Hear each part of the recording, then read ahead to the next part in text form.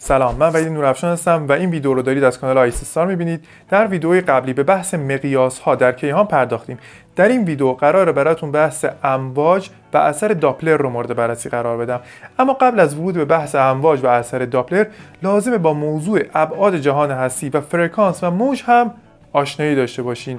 بعد از این مرحله اثر داپلر رو براتون توضیح میدم و بعد از اثر داپلر میدان‌های الکتریکی، میدان‌های مغناطیسی و بحث امواج الکترومغناطیس رو براتون توضیح میدم. خب بیشتر از این وقتو نمیگیرم، بریم برای مشاهده ویدیو.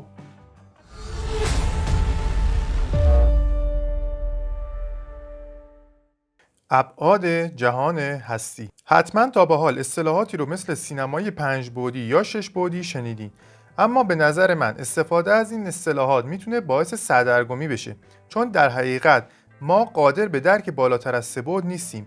این 3 بعد رو با دستگاه مختصات 3 بعدی مشخص میکنن که در این دستگاه به محور عمودی محور Z میگن و به دو محوری که در صفحه قرار دارن محور X و Y میگن و به کمک این سه محور میتونید موقعیت هر چیزی رو در فضا مشخص کنید. مثلا در این برنامه 3 بعدی 3 محور رو میبینید که محور آبی رنگ محور Z هست و محور قرمز و سبز به ترتیب محورهای X و Y هستند و میتونید تغییر موقعیت این مکعب رو با این 3 عدد در بخش راست تصویر ببینید و کافیه شما این 3 عدد رو داشته باشین تا بتونید موقعیت هر چیزی رو در فضای 3 بعدی مشخص کنید. در مفاهیم خط ماهیتی تک بعدی داره و نقاشی روی کاغذ ماهیتی 2 بعدی. اما در حقیقت در دنیای واقعی نقطه و نقاشی روی کاغذ هم ماهیتی 3 بعدی دارند و اگر از نزدیک به اونها نگاه کنید ضخامت رنگ مداد بهش یک ماهیت 3 بعدی میده که از فاصله زیاد ما متوجه این ابعاد نمیشیم. پس تا این لحظه دنیای قابل درک برای چشم ما با 3 بعد قابل توضیح دادنه. هرچند که در ریاضیات و مبحثی مانند نظریه ریسمان ها صحبت از ابعاد بیشتری برای فضا میشه که از محدوده این بحث خارجه. بعد از درک 3 بعد فضایی نوبت به بعد زمان میرسه. وقتی بخوایم موقعیت چیزی رو مشخص کنیم بعد از 3 بعد X, Y, Z باید از زمان هم استفاده کنیم که در این مبحث بعد 4 ما میشه و با نماد T نمایشش میدن. و در نهایت 3 بعد فضایی به علاوه یک بعد زمان طبق آخرین نتایج علمی پذیرفته شده پایه و اساس مفهومی میشه که بهش فضا زمان میگن. خب حالا به بحث موج و فرکانس میرسیم. به تعداد مشخصی نوسان در واحد مشخصی از زمان فرکانس میگن و اگر این تعداد نوسان رو در 1 ثانیه در نظر بگیریم از واحد هرتز براش استفاده میکنیم. حالا میخوام صدایی رو با فرکانس 1 هرتز به شکل موج مربعی براتون پخش کنم. خب الان شما دارین صدایی رو با فرکانس 1 هرتز در موج مربعی میشنوین. حالا اگر موج به موج سینوسی تغییر بدم شما دیگه صدایی متوجه نمیشین، چون به آهستگی صدا داره بالا و پایین میره، اما در موج مربعی داره صدا به صورت ضربه‌ای میزنه، مثل صدای دست زدن. دوباره صدای موج مربعی. حالا فرکانس رو براتون افزایش میدم ببینید چه اتفاقی میفته.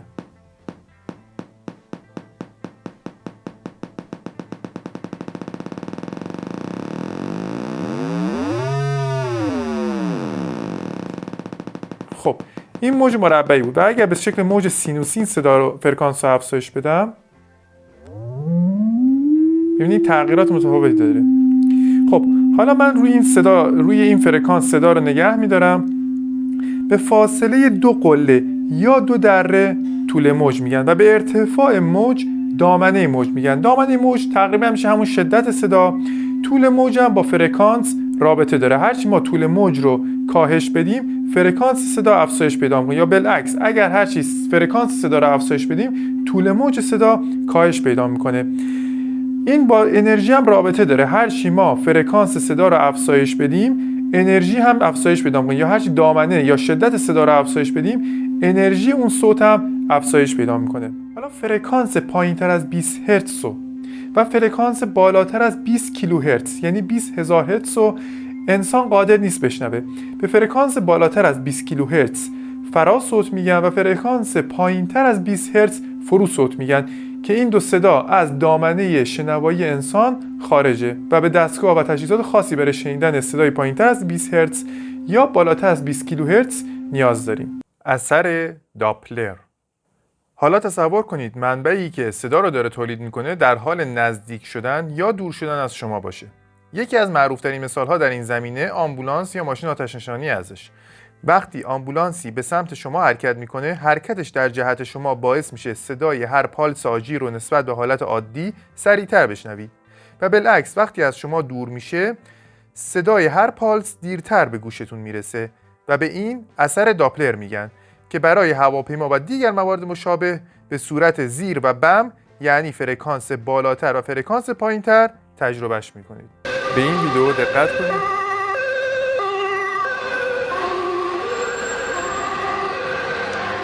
از اثر داپلر در تجهیزاتی مثل سونوگرافی داپلر و رادارها استفاده میشه و پلیس به کمک این تکنیک میتونه سرعت شما رو در جاده مشخص کنه. صدا در هوا از طریق برخورد مولکول‌های موجود در هوا به همدیگه منتقل میشه و سرعت صوت در هوا حدود 340 متر بر ثانیه است. و اگر جسمی بتونه از این سرعت عبور کنه، دو اتفاق جالب میفته. یک، تا زمان عبورش نمیتونید از روی صدا متوجه نزدیک شدنش به سمت خودتون بشید چون سریعتر از صدای خودش حرکت میکنه. و دو، باعث شکسته شدن دیوار صوتی میشه که صدای مهیبی داره و میتونه باعث شکسته شدن شیشه های یک منطقه بشه.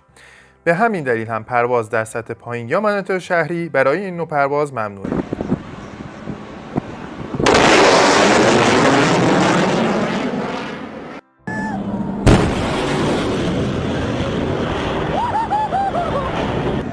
اثر داپلر در مورد نور هم میتونه اتفاق بیفته که این مورد رو پس از توضیح امواج الکترومغناطیس براتون تشریح میکنم.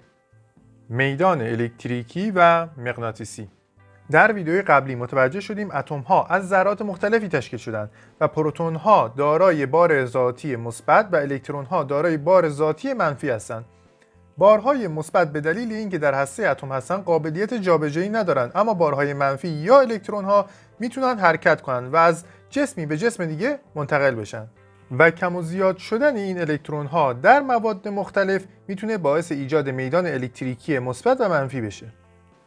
مثال ساده ای از این نوع میدان وقتی است که شما شانه یا بادکنک رو به موهای خودتون میکشید. و حالا در مورد میدان مغناطیسی، الکترون ها در اتم ها ثابت نیستند و علاوه بر حرکت به دور اتم، حرکتی هم به دور خودشون دارن که بهش اسپین میگن و این چرخش باعث ایجاد میدان مغناطیسی میشه که به کمک تکنیک هایی این چرخش ها رو در بعضی از مواد میتونن در یک راستا قرار بدن و به این ترتیب آهنربای دائمی ساخته میشه. ما میتونیم میدان های مغناطیسی رو با حرکت دادن الکترون ها در طول سیم پیچ هم ایجاد کنیم که این مبنای ساخت آهنربایی الکتریکی هستش که فوق العاده کاربرد زیادی داره و اساس کار الکتروموتورها و بسیاری از تجهیزات دیگه هستش. خب حالا شبیه ساز بادکنک رو می‌بینید که در موردش صحبت کردیم.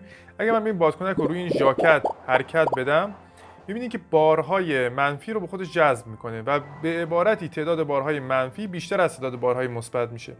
حالا اگر من بیام این بادکنک رو به دیوار نزدیکش کنم، می‌بینید که الکترون ها رو دفع می‌کنن چون بارهای همنام همدیگر رو دفع می‌کنن و بارهای ناهمنام همدیگر رو جذب می‌کنن. اما الکترون ها میان چیکار می‌کنن؟ میان بارهای مثبت روی دیوار رو به خودشون جذب می‌کنن. باعث میشه بادکنک به سطح دیوار بچسبه. من اگه با فاصله اینو رها کنم میچسبه به سطح دیوار. اگر این بادکنک دیگر هم یکم بیام باردارش کنم، الکترون ها رو به خودش جذب کنه، حالا باز بادکنک دیگر رو دفع می‌کنه. تمایل نداره کنار این قرار بگیره. یا من اگه اینو بیام از کنار این حرکت بدم، اینو میاد رد می‌کنه تا بره به ژاکت بچسبه. اینم در مورد حالا اون مثال بادکنک ها. میریم سراغ مثال بعدی. در اینجا الان شما دارین یک آهنربای دائمی رو می‌بینین. من این آهنربا رو که جابجا کنم می‌بینید که توی کل این صفحه اومده قطب نما قرار داده تا شما جهت میدان مغناطیسی رو در این صفحه ببینید. حالا اگه برم رو حالت آهنربای الکتریکی، اینجا یک باتری رو قرار داده با ولتاژ 10 ولت. بعد اگه من اینو فعالش کنم، اینه که الکترون ها شروع می‌کنن به حرکت در طول این سیم پیچ و این حرکت الکترون ها موجب ایجاد یک میدان مغناطیسی اطراف این سیم پیچ میشه.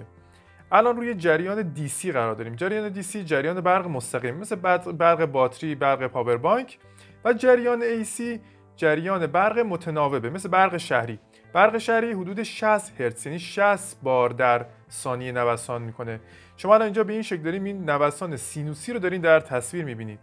حالا من میام نوسان رو کم میکنم مقدارشو تا شما بتونید حرکت الکترون ها رو، رفت و برگشتی الکترون ها رو بهتر ببینید. هر بارم که جهت جریان عوض میشه، جهت قطب های میدان مغناطیسی هم عوض میشه. حالا مقداری دامنه موج و افزایش و کاهش میدم تا تاثیر این آیتم هم ببینید. اینجا فرکانس هم تغییر دادم، تغییرات فرکانس رو هم دیدین چجوری. الان فرکانس مثلا افزایش میدم تا با سرعت بیشتری ببینید. خب حالا این مورد توضیح دادم، بریم سراغ مورد بعدی. حالا دارید در این تصویر نحوه تبدیل موسیقی رو به امواج صوتی می‌بینید. صدای روی گوشی از فرکانس‌های متناوب متفاوتی تشکیل شده که باعث ایجاد میدان مغناطیسی متغیر در سیمپیچ بلندگو میشه که در نهایت این میدان متغیر عامل ارتعاش صفحه بلندگو و ایجاد صدای موسیقی توسط دستگاه صوتی هستش. حالا در این صفحه یک ذره مشکی رو می‌بینید که نماینده یک بار مثبت و ذرات آبی در این صفحه که من قرار دادم نماینده بارهای منفی آنیون ها هستن. آنیون اتمیه که تعداد الکترون هایی که در دور اتم داره میچرخه از تعداد پروتون ها بیشتره و در نتیجه بار منفی پیدا میکنه. و اینجا هم ذره قرمز ذره به نام کاتیون که تعداد الکترون ها کمتر از تعداد پروتون ها در هسته هست، در نتیجه بار مثبت پیدا میکنه. حالا می‌خوایم ببینیم که واکنش این ذره مثبت در این میدان الکتریکی چیه. حالا من ذرات دیگه رو اضافه میکنم تا تغییرات رو ببینید شما که چه اتفاقی برای میدان میفته، جهت میدان و رفتار بار مثبت در این میدان. من میتونم حتی ذرات دیگه هم اضافه کنم تا جهت میدان رو بیشتر تغییر بدم. طیف الکترومغناطیس. در بخش قبلی متوجه شدیم که حرکت الکترون ها باعث ایجاد میدان مغناطیسی میشه. حالا اگر الکترون رو در یک جهت مشخص حرکت بدیم، آهنربای الکتریکی رو ایجاد کردیم. اما اگر الکترون ها به صورت رفت و برگشتی حرکت کنند، یعنی مانند برق متناوب یا AC، اون وقت باعث ایجاد امواج الکترومغناطیس میشه. امواج الکترومغناطیس برخلاف صدا که نیازمند وجود هوا برای انتقال هستند، نیازی به ماده ندارن و این امواج میتونن با سرعتی معادل سرعت نور در فضا پخش بشه. حالا میخوام نحوه ایجاد امواج الکترومغناطیس رو با شبیه ساز نشونتون بدم. اینجا باری رو میبینید که داره نوسان میکنه و مقدار نوسان این وابسته است به میزان نوسان منبعی که داره اینو تغذیه میکنه. حالا من میخوام اینجا میدان الکتریکی رو فعال کنم برای این ذره. حالا این موجها داره نمایش داده میشه. حالا به صورت تقریبا زاویه دار داره نمایش میده. اگه من بخوام در افق اینو نمایش بدم، حالت نمایش رو تغییرش میدم. یک همچین چیزی تقریبا میشه در افق که بخوایم بهش نگاه کنیم. حالا میام میدان مغناطیسی رو هم بهش اضافه میکنم. میدان مغناطیسی رو عمود بر، دقت کنید، عمود بر میدان الکتریکی داره نمایش میده. من میدان الکتریکی رو حذف میکنم تا میدان مغناطیسی رو به تنهایی ببینیم.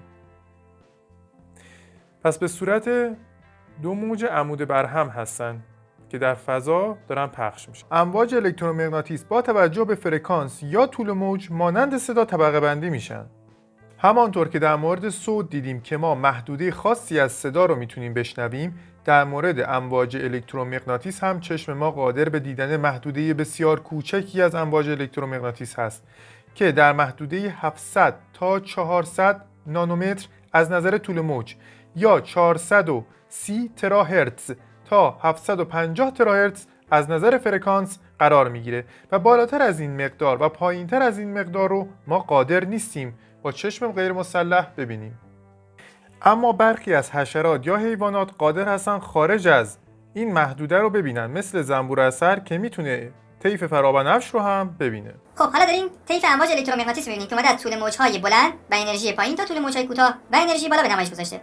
میایم از برق شهری شروع می‌کنیم که طول موج بلندی داره و بعد به امواج رادیویی میرسیم که اومده از 10 سانتی متر تا مثبت 100 کیلومتر تقسیم بندی کرده. بعد از امواج رادیویی میرسیم به امواجی که تو محدوده مایکروویو قرار میگیره و برای پختن غذا استفاده میشه یا ارتباطات ماهواره‌ای و از 1 میلیمتر تا 10 سانتی متر اومده اینو طبقه بندی کرده.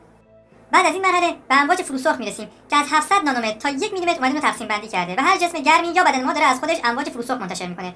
بعد از امواج فروسرخ به طیف نور مرئی میرسیم که نور قابل مشاهده برای ما از طریق رنگ قرمز شروع میشه تا رنگ آبی میرسه. بعد از طیف مرئی که برای ما قابل مشاهده است به طیف فرابنفش میرسیم که اومده از 10 نانومتر تا 390 نانومتر اونو تقسیم بندی کرده.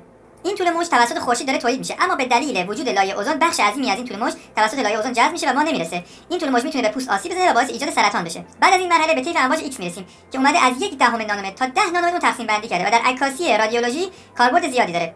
بعد از طیف اشعه ایکس به طیف اشعه گاما میرسیم که اومده اونو کوچکتر از 1/10 نانومتر طبقه بندی کرده و توسط مواد رادیواکتیو این طیف منتشر میشه و میتونه به سرعت باعث ایجاد سرطان برای انسان ها بشه. تا اینجا با امواج الکترومغناطیس آشنا شدید. در صورتی که یک منبع تولید امواج مثل چراغ قوه در حال نزدیک شدن به ما باشه، به دلیل اثر داپلر طول موج نورش کاهش پیدا میکنه و فرکانس نورش بالا میره که این باعث میشه رنگ نور چراغ قوه به رنگ آبی متمایل بشه و به این پدیده شیفت آبی میگن.